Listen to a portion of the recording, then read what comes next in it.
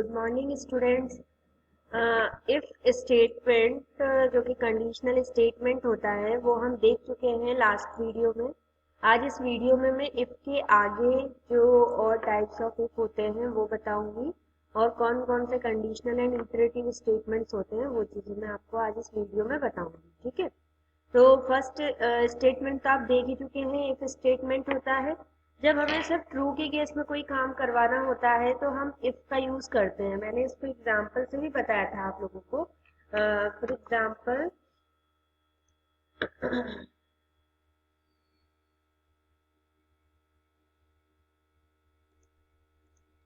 हमने last class में एक प्रोग्राम बनाया था जिसके अंदर हमने एज की वैल्यू इनपुट करवाई थी यूजर से।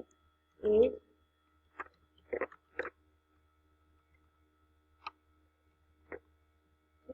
और यहाँ हमने एज को कंपेयर किया था। अगर एज की वैल्यू ग्रेटर और इक्वल 18 होती है तो प्रिंट हो जाए you are eligible for voting. ठीक है, ये चीज प्रिंट हो जाए। और फिर हमने इस इफ से बाहर एक स्टेटमेंट प्रिंट करवाया था, थैंक। तो मैंने आप लोगों को बताया था कि ये जो इफ के आगे की कंडीशन है, अगर ये कंडीशन ट्रू होगी तभी इफ एग्जीक्यूट होगा, और इफ एग्जीक्यूट होगा तो इफ ब्लॉक चलेगा। और यहाँ ब्लॉक को बनाया जाता है इंडेंटेशन से, मतलब इंडेंटेशन ब्लॉक की पहचान होती है। तो ये प्रिंट स्टेटमेंट जो है ये इफ का स्टेटमेंट होगा, ये तभी एग्जीक्यूट होगा जब ये कंडीशन ट्रू होगी। ठीक है, हम इसे रन करते हैं। ये जो प्रोग्राम है ये सिर्फ उस केस में काम करेगा जब एज की वैल्यू जो होगी वो 18 या 18 से ज्यादा होगी। बट 18 और 18 से कम होने पर, मतलब ये कंडीशन अगर फॉल्स होती है तो उस केस में यहाँ पर कुछ भी नहीं होगा। जैसे मैंने इसे रन किया तो मैंने अभी यहाँ पर 19 दिया, तो देखिए you are eligible for voting, if statement execute हो गया और उसका स्टेटमेंट प्रिंट हो गया। लेकिन अगर मैं इसे दोबारा से रन करती हूँ और यहाँ पर मैंने उससे कम वैल्यू दे दी, जैसे मैंने 16 दे दिया, तो आप देखिए सिर्फ थैंक यू प्रिंट हो रहा है। इसका मतलब ये कि जो इफ स्टेटमेंट है वो यहाँ पर एग्जीक्यूट नहीं हुआ। तो अगर हम ये चाहते हैं कि ट्रू के साथ में फॉल्स में भी कोई काम हो, मतलब ट्रू के केस में तो इफ चल ही रहा है, ट्रू के केस में तो इफ स्टेटमेंट एग्जीक्यूट हो ही गया है, लेकिन इसके साथ में फॉल्स अगर होती है वैल्यू तो कोई दूसरा स्टेटमेंट उसके सामने शो हो, तो हम इफ का दूसरा फॉर्म यूज करते हैं, if else statement. This form of if statement test a condition. If the condition evaluates to true, it executes if block, and if the condition evaluates to false, else block gets executed। बहुत simple है। If में जो भी condition दोगे, अगर condition true होती है तो इफ ब्लॉक एग्जीक्यूट होगा, अगर ये कंडीशन फॉल्स होती है देन एल्स ब्लॉक एग्जीक्यूट होता है। एक चीज आपको ध्यान रखनी है, एल्स के अंदर हम कोई भी कंडीशन नहीं देते हैं। ठीक है, एल्स सिर्फ डायरेक्ट लिखा जाता है एल्स एंड कॉलन और फिर स्टेटमेंट। एल्स ब्लॉक तभी एग्जीक्यूट होता है जब आपके इफ की कंडीशन फॉल्स होगी। ठीक है, और एल्स क्योंकि इफ स्टेटमेंट आप पढ़ ही चुके हैं तो यह ऑप्शनल होता है। अगर आप एल्स नहीं भी लगाएंगे तो आपका इफ एग्जीक्यूट होगा, लेकिन अगर इफ नहीं है तो आप एल्स नहीं लगा सकते। मतलब ये जो एल्स है इसको आप डायरेक्टली यूज नहीं कर सकते, ये इफ के साथ ही यूज होगा। ठीक है, वैसे यहाँ पर इटरेटिव स्टेटमेंट्स में भी एल्स का यूज होता है, वो क्या होता है वो आगे देखेंगे हम। बट एल्स का यूज इफ के साथ ही होगा। और जो एल्स होगा, मान के चलिए आपने नेस्टेड इफ आगे आएगा फॉर्म, अगर 2-3 इफ लगा रखे हैं तो जो एल्स होगा ना वो लास्ट इफ का माना जाता है। जैसे जिसके जो इफ जस्ट इसके ऊपर है वो ही इफ इस एल्स का माना जाता है। ठीक है, तो अब हम इसी प्रोग्राम में थोड़ा सा चेंजेस करते हैं। जैसे अभी हमने ट्रू के केस में तो काम यहाँ करवा लिया, अब फॉल्स के केस में इसमें काम करवाते हैं। हमने यहाँ पर लिखा एल्स। एल्स में हम एक स्टेटमेंट प्रिंट करवाते हैं, you are not eligible for voting. You are not eligible for voting. तो मतलब ये वाला जो स्टेटमेंट है ये कब एग्जीक्यूट होगा, जब एज की वैल्यू ग्रेटर और इक्वल 18 नहीं होगी। तो फॉल्स होगी वैल्यू, और फॉल्स होगी तो आप एल्स पर आ जाओगे और एल्स में जो भी स्टेटमेंट आपने दिया है वो एग्जीक्यूट हो जाएगा। इसे सेव करते हैं, देन रन करते हैं, एंटर एज। अब देखिए, अब जब मैं 16 दे रही हूँ तो उसने क्या प्रिंट किया आपके सामने, you are not eligible for voting. इसका मतलब ये है कि ट्रू के केस में इफ चला, फॉल्स के केस में एल्स चला।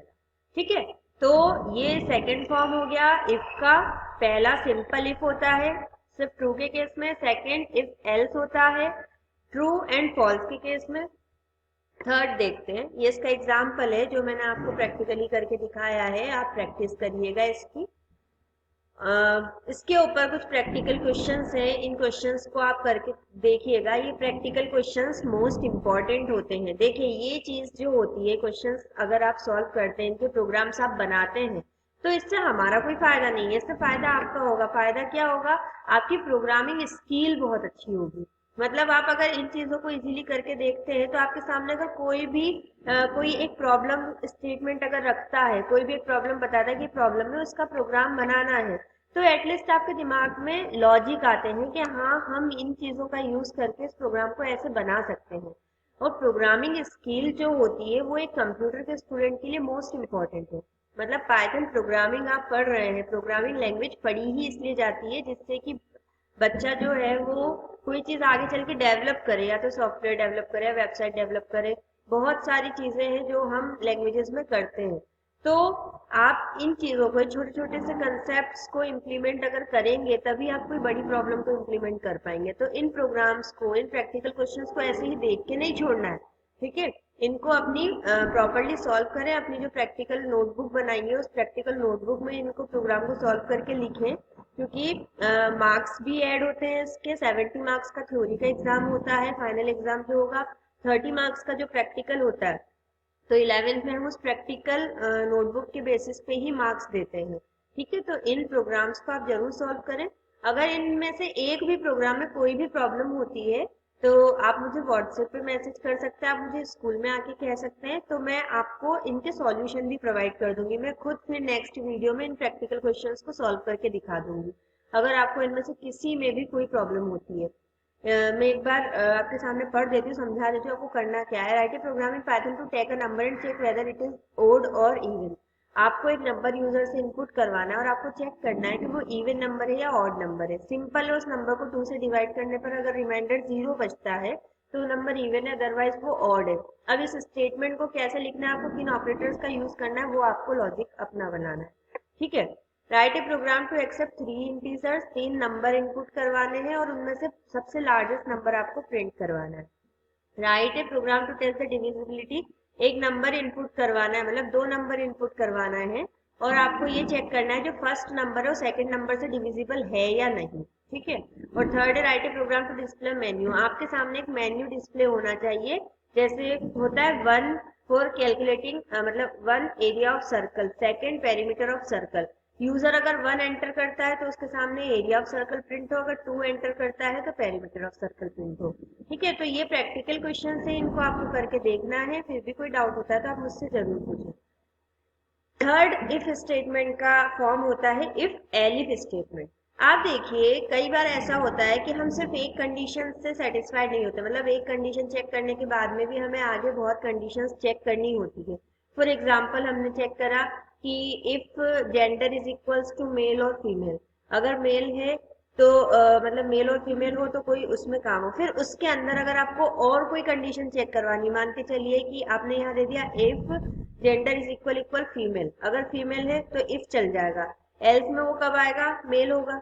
एल्स में मेल में आने पे फिर आपको चेक करना है कि अगर उसकी एज 18 से ज्यादा है तो फिर आपको दोबारा से कंडीशन देनी होगी। और एक एल्स का ड्रॉबैक होता है कि वहां पर आप मतलब एल्स के साथ में कंडीशंस नहीं दी जाती है, तो आपको एल्स के साथ में फिर इफ लगाना पड़ेगा। ठीक है, एल्स के साथ में इफ लगाना पड़ेगा और फिर आपको कंडीशन देनी पड़ेगी इस तरह से।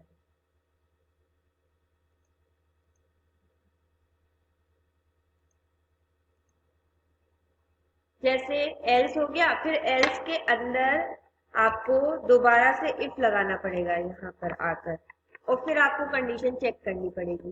तो आप इस एल्स और इफ को कंबाइन करके एक और चीज लिख सकते हैं, एलिफ। एलिफ एक कीवर्ड है जो कि एल्स प्लस इफ को कंबाइन करके बनाया गया है। एलिफ के आगे अब चूंकि इफ लग गया, इफ में तो कंडीशन दी जा सकती है, तो हम यहाँ पर इफ में फिर कंडीशन दे सकते हैं। जैसे एक लॉजिक बनाते हैं, हमने एक नंबर इनपुट करवाया, अगर नंबर इज ग्रेटर देन 0, अगर नंबर 0 से बड़ा है then number is positive number. Okay. Elif, अगर नंबर लेस देन 0 है then it is negative number. And फिर अगर आपको लास्ट में कंडीशन नहीं देनी, ऑब्वियसली अगर वो 0 से बड़ा है तो वो पॉजिटिव नंबर है, 0 से छोटा है तो नेगेटिव नंबर है। अब अगर वो 0 से बड़ा भी नहीं है और 0 से छोटा भी नहीं है तो लास्ट में क्या बचता है, वो इक्वल टू 0 है। तो ऑब्वियसली फिर एल्स में हमें कंडीशन देने की जरूरत नहीं है, हम यहाँ पर डायरेक्ट लिख देंगे इक्वल टू 3। ओके। तो इस तरह से मल्टीपल अगर आपको कंडीशंस देनी है तो हम इफ एलिफ स्टेटमेंट का यूज करते हैं। अब ये ध्यान रखिएगा, ये जो एल्स स्टेटमेंट है ये इस इफ का नहीं है। ठीक है, मैंने बोला था जो एल्स स्टेटमेंट होता है वो लास्ट इफ का होता है, ये जो एल्स स्टेटमेंट है ना ये इस इफ का स्टेटमेंट है। मतलब ये इफ की कंडीशन अगर फॉल्स होगी तो आप इस एलिफ पर आओगे, एल्स पर आओगे, इस एल्स में फिर इफ लग रहा था, कंडीशन चेक हुई, अगर इस इफ की भी कंडीशन फॉल्स हुई देन आप इस एल्स पर आओगे। ठीक है, अगर हम ये एल्स नहीं लगाते हैं तो कोई प्रॉब्लम नहीं है। उस केस में क्या होगा, इस इफ की कंडीशन फॉल्स होगी तो ये वाला एलिफ तो चल जाएगा, लेकिन अगर इस इफ की कंडीशन फॉल्स हुई तो कुछ भी नहीं होगा। ठीक है, तो आप थोड़ा सा इसका जो एग्जीक्यूशन सीक्वेंस होता है ना, फ्लो, उसको जरूर ध्यान रखें। वो आउटपुट फाइंड करने में बहुत हेल्प करता है और आउटपुट फाइंड करने के काफी क्वेश्चंस आते हैं एग्जाम में। ठीक है, इसको रन करते हैं। जैसे मैंने यहाँ पर दे दिया -6 तो इट इज नेगेटिव नंबर। करते हैं, मैंने दे दिया 8 इज पॉजिटिव नंबर। दोबारा से रन करते हैं, मैंने दे दिया 0 इक्वल्स टू। ठीक है, तो इस तरह से इफ एलिफ का यूज होता है। ये थर्ड फॉर्म है इफ स्टेटमेंट का, ये रहा एग्जाम्पल में। इसके ऊपर भी एक असाइनमेंट है, इसे आप करें, write a program that reads two numbers, दो नंबर को रीड करे, एंड एन अर्थमेटिक ऑपरेटर, और उसके साथ में एक अर्थमेटिक ऑपरेटर रीड करे, और अर्थमेटिक ऑपरेटर के अकॉर्डिंग ही वो कंप्यूटेड रिजल्ट को आपके सामने शो करे। ठीक है, आप उसमें इफ एलिफ का यूज कर सकते हैं। फोर्थ फॉर्म है इफ स्टेटमेंट का, नेस्टेड इफ स्टेटमेंट। जैसे अगर आप इफ की कंडीशन मान के चलिए ट्रू हो गई, ट्रू होने के बाद आप इफ ब्लॉक में आ गए। अब इफ ब्लॉक में आप दोबारा से कोई कंडीशन अगर आप चेक करवाना चाहते हैं तो फिर आप इफ के अंदर भी इफ स्टेटमेंट का यूज कर सकते हैं, इफ एल्स का कर सकते हैं, इफ एलिफ का कर सकते हैं। ऐसे ही एलिफ के अंदर भी इफ एल्स का यूज किया जा सकता है और एल्स के अंदर भी इफ एल्स का यूज किया जाता है। मतलब इफ एल्स या एलिफ के अंदर आप दोबारा से इफ एल्स का अगर यूज करते हैं तो उसे नेस्टेड इफ बोला जाता है, जाल ऑफ इफ स्टेटमेंट। ठीक है, तो ये समझ में आ जाएगा, जब कोई ऐसी सिचुएशन आएगी, कोई प्रॉब्लम आएगी तो अपने आप समझ में आ जाएगा कि हमें कहाँ पर नेस्टेड इफ का यूज करना है, कहाँ पर इफ एलिफ का यूज करना है। वो अकॉर्डिंग टू प्रॉब्लम चीजें क्लियर हो जाती है। ठीक है, नेक्स्ट है स्टोरिंग कंडीशंस और नेम्ड कंडीशंस। कई बार ऐसा होता है कि कंडीशन काफी बड़ी होती है। जैसे एग्जाम्पल के तौर पे आप ये देखिए, एक वेरिएबल है all, sorry A B C है, हमें तीन कंडीशन चेक करवानी है, ए इक्वल इक्वल 1 हो, बी इक्वल इक्वल 2 हो और सी इक्वल इक्वल 3 है। एंड मतलब ये तीनों कंडीशन अगर ट्रू होती है तभी कोई स्टेटमेंट प्रिंट हो। तो अगर कंडीशन ज्यादा बड़ी होती है तो उस कंडीशन को बार बार ना लिखने की जगह हम क्या करते हैं, उस कंडीशन को एक वेरिएबल के अंदर स्टोर कर लेते हैं और फिर उस वेरिएबल को हम इफ में पास कर देते हैं। तो हमें बार बार ये इतनी बड़ी कंडीशन लिखने की जरूरत नहीं पड़ेगी। हमें क्या करना होगा, सिंपल उस वेरिएबल को पास करना होगा और काम करना होगा। इसे बोला जाता है स्टोरिंग कंडीशंस और named conditions. Sometimes the conditions being used in code are complex and repetitive. In such cases, to make our program more readable, we can use named conditions. That is, we can store conditions in a name and then use that name condition in the if statement. अब आपको बार बार ये पूरी condition लिखने की जरूरत नहीं है, आपको क्या लिखना है, सिर्फ ऑल। ठीक है, तो ये स्टोरिंग और नेम कंडीशन कहा जाता है। मतलब किसी वेरिएबल के अंदर हम कंडीशन से कंडीशंस को लिख सकते हैं तो उसके अकॉर्डिंग ट्रू या फॉल्स उस वेरिएबल में आ जाता है और फिर इफ में उस वेरिएबल को पास कर दिया जाता है। ठीक है, आप प्रैक्टिकली करके देखिएगा इस चीज को, काफी अच्छी चीज है। अगर बार बार वो कंडीशन लिखने की जरूरत पड़े तो फिर हम स्टोरिंग कंडीशन का यूज कर सकते हैं। देखिए एक एग्जांपल से देख लेते हैं इसे भी, जिससे आप लोगों को क्लियर हो जाएगा ये। अ, यहाँ हमने 3 वेरिएबल बनाए हुए, मैं डायरेक्ट यहाँ वैल्यूज दे रही हूँ।